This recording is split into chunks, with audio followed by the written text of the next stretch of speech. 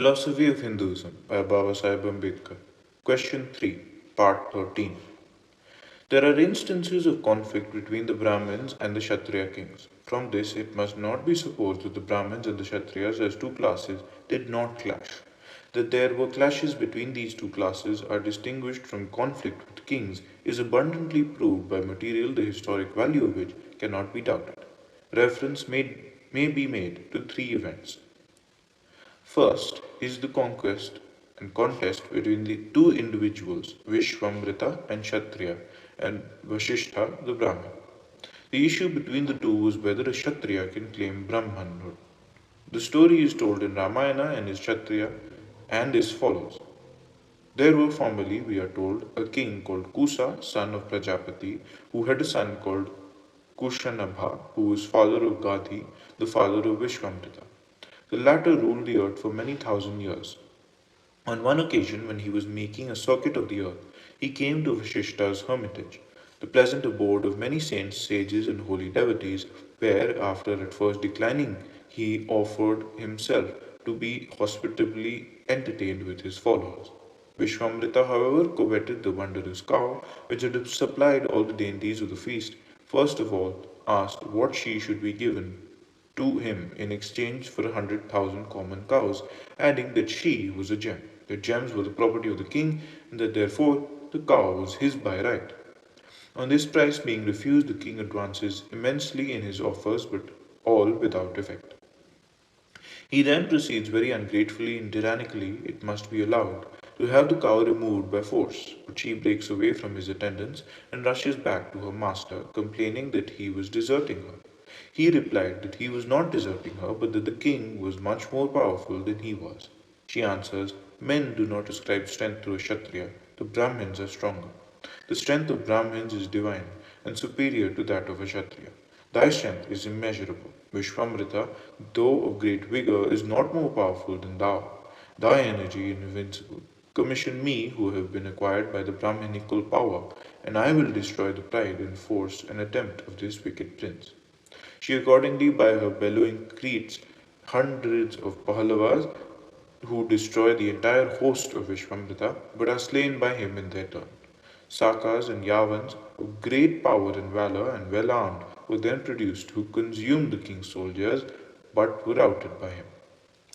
The cow then calls into existence by her bellowing and from different parts of her body other warriors of various tribes, who again destroyed Vishwamrita's entire army, foot soldiers, elephants, horses, chariots, and all.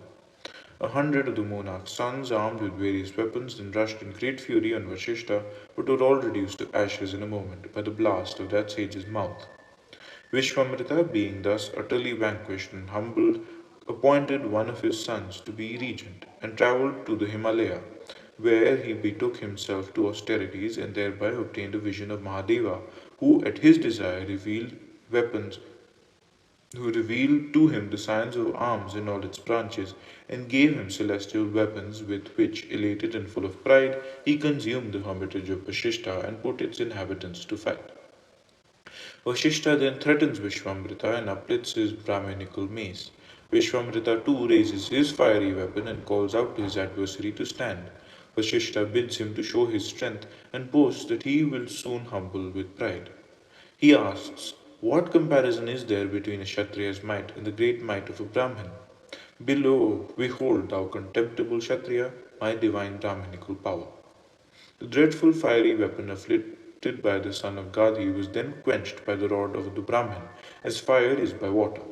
Many and other various celestial missiles, as the nooses of the Brahma, Kala, Time, and Varana, the discus of Vishnu, and the trident of Shiva, were hurled by Vishwamrita at his antagonist, but the son of Brahma swallowed them up in his all-devouring mace. Finally, to the intense concentration of all the gods, the warrior shot off the terrific weapon of Brahma, Brahmastra, but this was not equally ineffectual against the Brahminical sage. Vashishta had now assumed a direful appearance. Jets of fire mingled with smoke darted from the pores of his body. The Brahminical mace blazed in his hand like a smokeless mundane conflagration or a being second spectre of Yama. Being appeased, however, by the Munis who proclaimed his superiority to his rival, the sage staged his vengeance, and Vishwamrita explained with a groan, "Shame on a Kshatriya's strength. The strength of a Brahman's might alone is strength. By the single Brahminical mace, all my weapons have been destroyed. No alternative now remains to the humiliated monarch but either to acquiesce in his helpless inferiority or to work out his own elevation to the Brahminical order. He embraces the latter alternative. Having pondered well this defeat, I shall betake myself with composed senses and minds to strenuous austere fervour, which shall exalt me to the rank of a Brahmin. Intensely vexed and mortified, groaning and full of hatred against his enemy, he travelled with his queen to the south and carried his resolution into effect. And we are first of all told that three sons, Havishyanda, Madhusyanda, and Dhridanetra, were born to him. At the end of 1,000 years, Brahma appeared and announced that he had conquered the heaven of royal sages, Raja Rishis, and in consequence of his austere fervour, he was recognized as having attained the rank.